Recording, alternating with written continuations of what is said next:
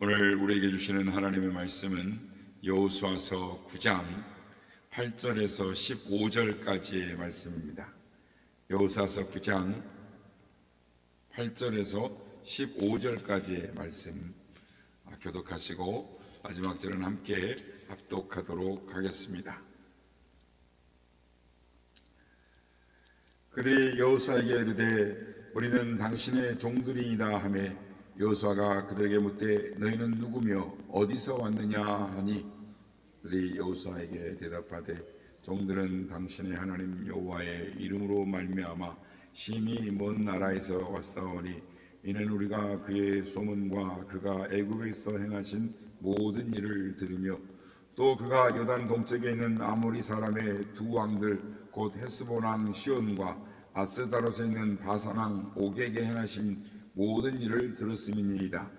그러므로 우리 장로들과 우리나라의 모든 주민이 우리에게 말하여 이르되 너희는 여행할 양식을 손에 가지고 가서 그들을 만나서 그들에게 이르기를 우리는 당신들의 종이니 이제 우리의 조약을 맺읍시다 하라 하였나이다.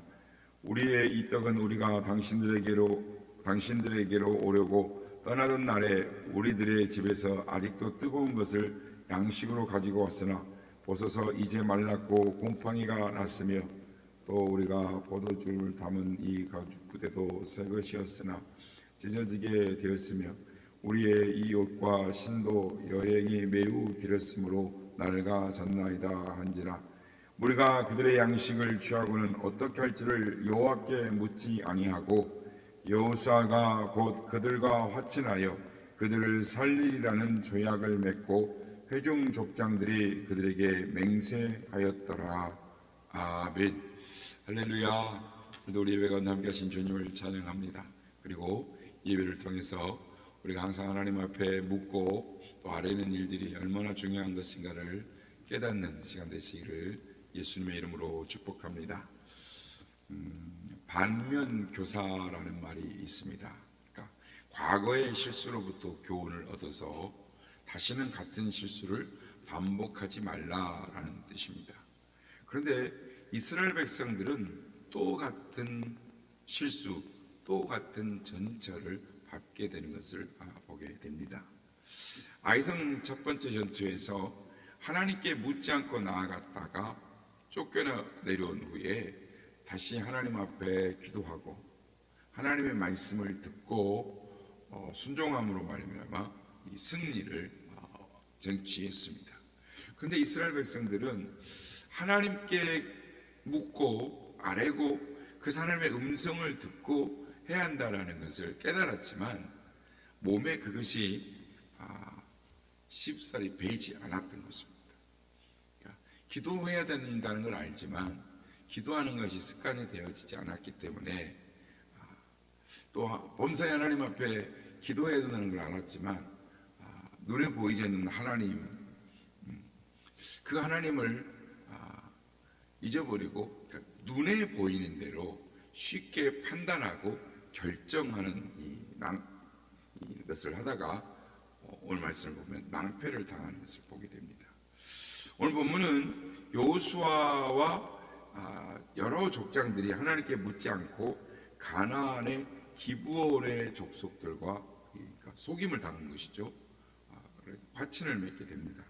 오늘 이 시간에는 여호수아를 비롯한 이 이스라엘 백성들이 어떻게 속아 넘어갔는가, 속아 넘어간 이유가 무엇인가, 그리고 하나님께서는 이 사건을 어떻게 마무리 지으셨는가를 살펴보므로 영적인 교훈을 얻고자 하는 것입니다.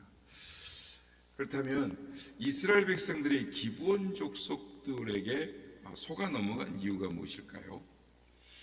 첫째로는 외모로 판단하였기 때문입니다. 기브온 족속들은 꾀를 내어서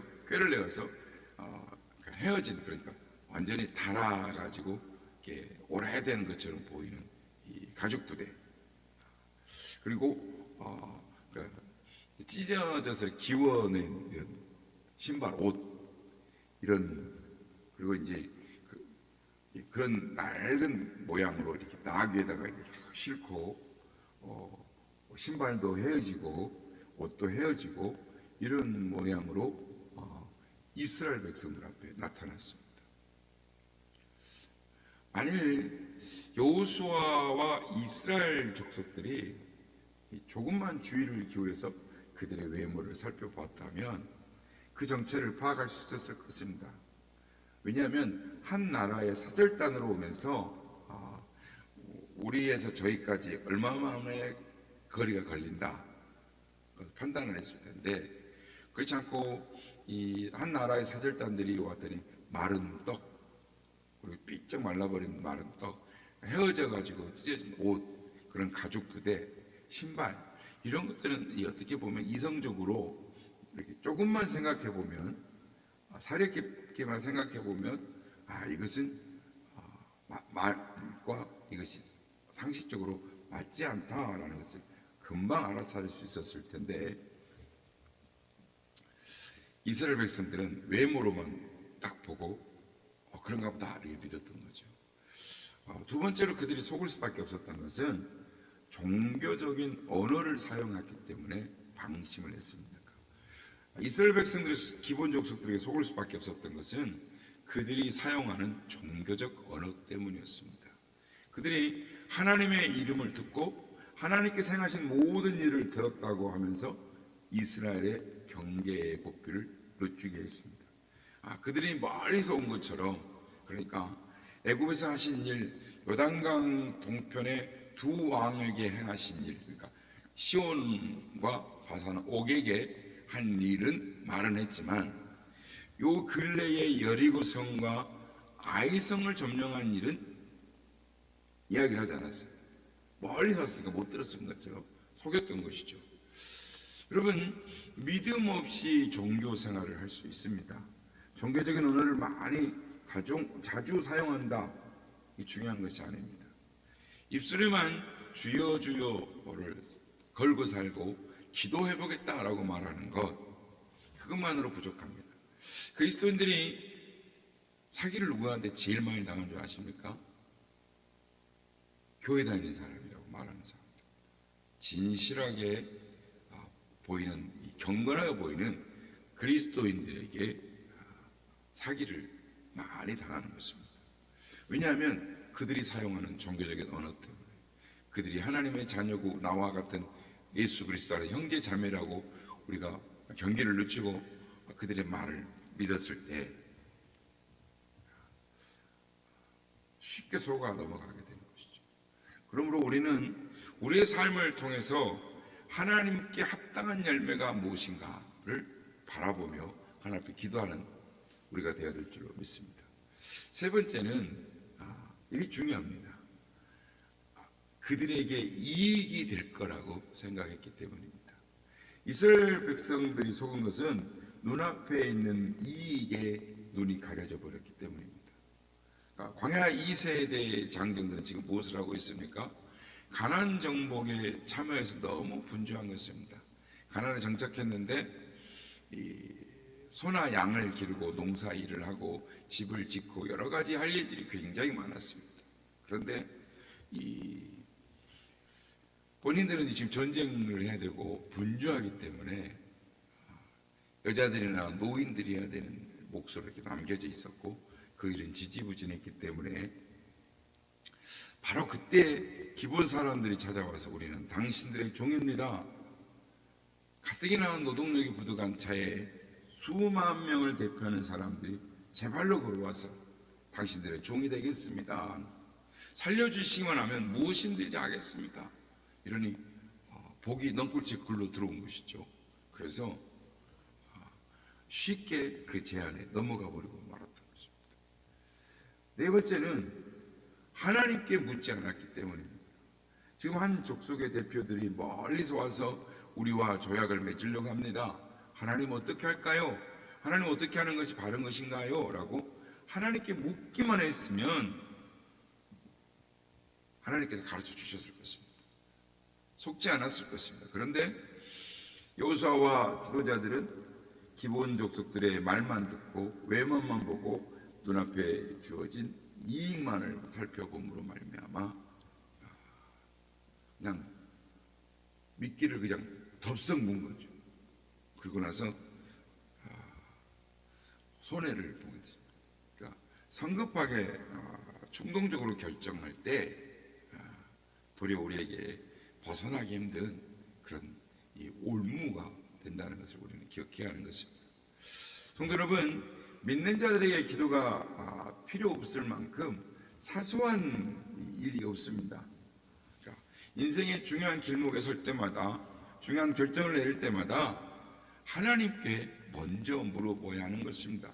충분히 기도해야 합니다. 그리고 충분히 생각하고 하나님 앞에 기도하고 하나님이 주시는 말씀을 기다려야 하는 것입니다.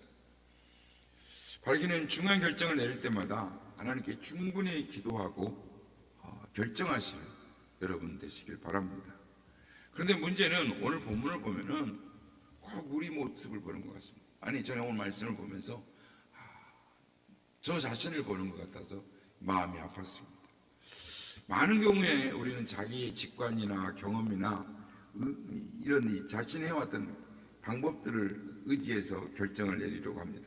그리고 그러다가 안 되면 누구 탓으로 돌리는 경우가 많습니다. 오늘 본문에도 보면 그 내용이 나옵니다. 오늘 보면 16절에 보면 이 기본 족속의 거짓말은 불과 3일 만에 들통이 나고 맙니다. 그런데 더 큰 문제는 이스라엘 자손들이 기본에 도착했을 때 그들을 정복할 수가 없었다는 것입니다. 왜냐하면 비록 속임수로 조약을 맺었지만 하나님 여호와의 이름으로 맹세를 했기 때문에 그들을 어떻게 해볼 수가 없는 것이죠. 그래서 백성들이 이 대표들을, 지도자들을, 족장들을 원망하기 시작했습니다. 뜻하지 않는 일로 이스라엘 내부에 분열과 원망이 생겼습니다. 백성들의 불평, 그것은 이스라엘 족속들의 광야의 생활에서 끊임없이 그들을 괴롭히고 분열시키면서 하나님께로 멀어지게 했던 원인 중에 하나였습니다.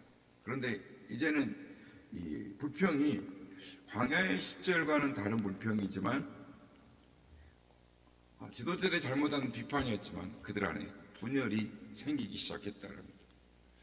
그렇습니다. 우리가 신앙생활하다 보면 이런 일이 발생할 수 있습니다. 가나안의 정복은 하나님의 뜻이었습니다. 그러나 사람의 어리석음과 부주의함으로 실수할 때가 있는 것입니다. 우리의 신앙의 여정 가운데 하나님의 뜻대로 나아간다라고 할지라도 문제가 계속 생기기 마련입니다. 우리 원수 마귀는 계속 우리를 유혹하는 것입니다. 우리의 마음을 눈에 혹 들어오는 말, 미끼를 덥석 물 것들을 우리의 삶에 자꾸 던져주면서 나중에는 내분이 생기게 하고 불평하게 하고 원망하게 해서 하나님의 말씀대로 살지 못하도록 우리의 신앙생활을 방해하는 것입니다. 그래서 끊임없이 우리 안에 문제를 발생하게 하는 것입니다. 그렇다면 우리의 삶 속에 문제가 생기지 않을 수는 없습니다. 문제가 생길 때 우리가 어떻게 해야 영적 싸움에서 승리할 수 있는가, 그것이 중요한 것입니다. 먼저 진실된 삶을 살아야 합니다. 오늘 보면 20절에서 21절에 보면 기본 족속과 조약을 맺은 것으로 인해서 백성들이 지도자들에게 불평을 하긴 했지만 결국 지도자들과 함께 그 문제를 책임지고 해결하는 쪽으로 나아갔다라는 것입니다. 지도자들이 실수해서 기본 족속을 멸할 수는 없었지만 하나님의 이름으로 그것을 약속했기 때문에 진실하게 살려고, 하나님 뜻 안에서 살려고, 하나님 뜻 안에서 방법대로 해결해 보려고 노력을 했다라는 것입니다. 그러므로 말미암아 기본 족속은 그들의 생명을 구하는 데는 성공했지만 거짓에 대한 대가로 저주를 받아야 했습니다. 후손 대대로 이스라엘 백성들, 하나님의 백성들의 종이 되어야 했습니다. 물 깃고 나무를 패고 또 종으로서 하나님 전에서 일하는 모든 일들을 다 수종되는 그 일을 하게 되었습니다. 여러분, 거짓말이 비록 생존을 위해서 어쩔 수 없는 선택이었다고 할지라도 죄는 죄인 것입니다. 이 건강한 사회는 모든 사회의 구성원들이 진실한 삶을 살 때만이 이루어지는 것입니다. 이와 마찬가지로 신앙은 거짓 없는 말과 진실한 행동으로부터 시작된다라는 것입니다. 시편 15편에서 다윗은 하나님의 장막에 거할 수 없는 자에 대해서 이렇게 말을 합니다. 그것은 그 마음에 거짓이 있는 사람은 하나님 성전에 거할 수 없다라고 합니다. 거짓은 또 다른 거짓을 낳고 결국 자신을 파멸시키고 공동체를 혼란으로 이끄는 것입니다. 그러므로 참된 그리스도인은 올바른 언어 사용에 기초한, 즉 진실한 삶을 살아가야 하는 것입니다. 요즘 한국 교회가 세상으로부터 비난을 받는 이유가 무엇입니까? 실망했다라는 것이죠. 자신들은 그렇게 못 살아도 그리스도인들만큼은 자신들보다 더 높은 도덕적 수준의 삶을 살기를 기대하고 요구하는 것입니다. 그런데 그렇게 살아가지 못하는 것을 보면서 너나 우리나 똑같구나 하면서 실망하고 비난을 하는 것입니다. 그러므로 그리스도인의 삶은 어떠해야 합니까? 우리 주님은 우리에게 어떻게 살라고 말씀을 하십니까? 마태복음 5장 14절 16절 말씀 보면 너희는 세상의 빛이라 산 위에 있는 동대가 숨겨지지 못할 것이요 사람이 등불을 켜서 말 아래 두지 아니하고 등경 위에 두나니 이름으로 집안 모든 사람에게 빛이 되라. 이와 같이 너희 빛이 사람 앞에 비치게 하여 그러므로 그들로 너희 착한 행실을 보고 하늘에 계신 너희 아버지께 영광을 돌리게 하라 라고 말씀합니다. 우리의 빛을 사람들 앞에 비치게 하라 라고 말씀합니다. 착한 행실을 보고 하나님께 영광을 돌리게 하라 라고 요구하시는 것입니다. 두 번째는 우리가 영적 전쟁 중임을 항상 기억을 해야 하는 것입니다. 이 가나안 정복 자체가 이 전쟁인 것입니다. 영적 전쟁입니다. 그래서 항상 전투가 있습니다. 정복하는 과정인데 어찌 전투가 없겠습니까? 그러니까 오늘날 성도들도 우리가 하나님 나라 가나안 복지에 갈 때까지 우리 안에 영적 전투가 있음을 기억해야 하는 것입니다. 선교지만 영적 전투지가 아니라 우리의 삶의 현장이 영적 전투지라는 것을 우리는 기억해야 하는 것입니다. 우리가 예수님을 믿음으로 구원을 받았습니다. 그리고 장차 그리스도의 영광의 보좌에 앉을 것입니다. 그러나 우리의 대적 원수 마귀가 우는 사자와 같이 삼킬 자를 찾습니다.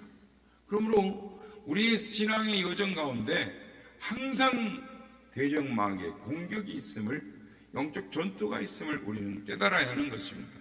날마다 영적 싸움을 싸우지 않을 수가 없습니다. 하나님의 은혜가 우리의 삶 가운데 있다 할지라도 영적 긴장의 고삐를 늦추면 안 되는 것입니다. 더욱더 깨어있어 하나님의 전신갑주를 입고 영적 무장을 해야 되는 것입니다. 사도 바울은 에베소에서 마귀를 대적하기 위하여 하나님의 전신갑주를 취하라 라고 말씀합니다. 우리가 영적 전투에 임해서 하나님 앞에 전신갑주를 취할 때 영적 싸움에서 이기고 승리할 수 있습니다. 그런데 이 전신갑주를 취하는 방법이 무엇입니까? 그것은 하나님 앞에 우리가 기도를 끊임없이 해야 하는 것입니다. 기도에 무릎을 꿇지 않고 우리는 영적 전신갑주를 입을 수가 없는 것입니다.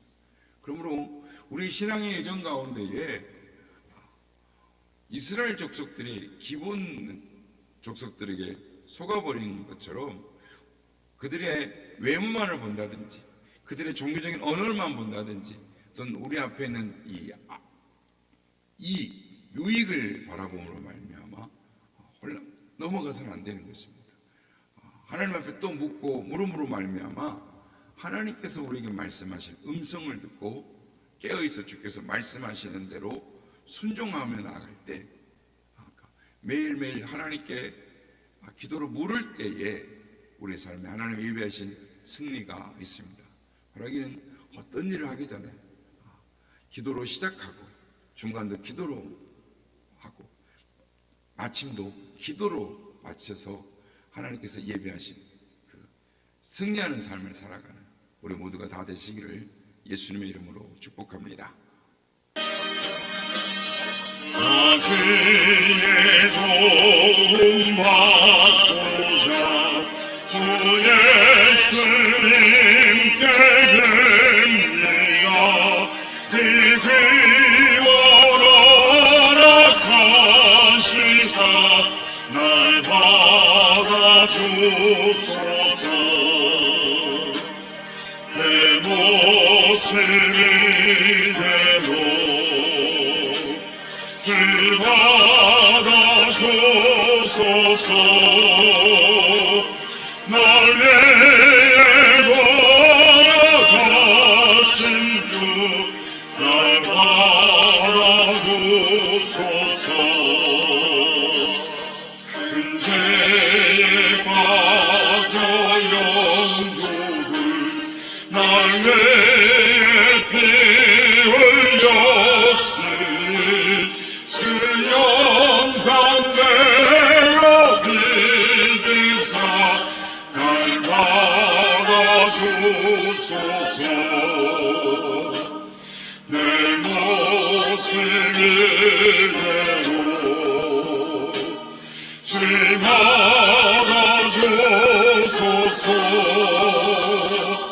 날 위해 돌아가신 주 날 받아주소서.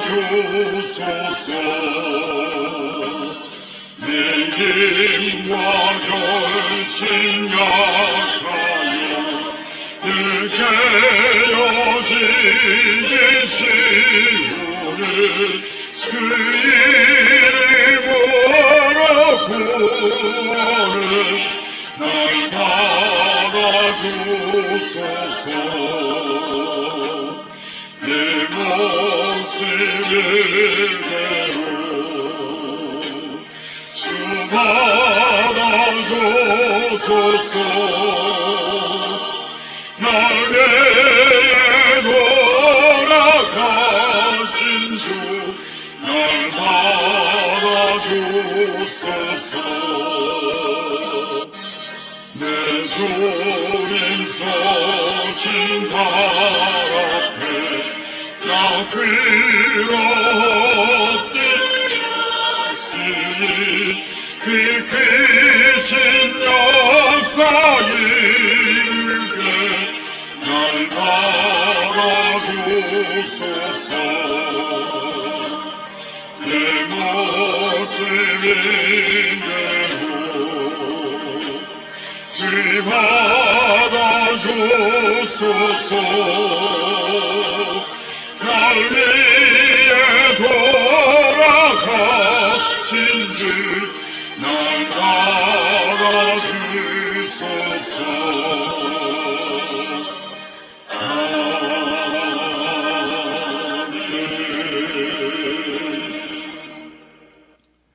우리의 삶이 영적 전투임을 잊지 않고 사건이 터지고 나서 기도하는 것이 아니라 미리 하나님께 기도로 시작하고 기도로 진행하고 마치면서 기도함으로 말미암아 하나님께서 예비하신 승리를 맛보는 삶을 살아가는 우리가 되게 하옵소서. 기도하기 원합니다.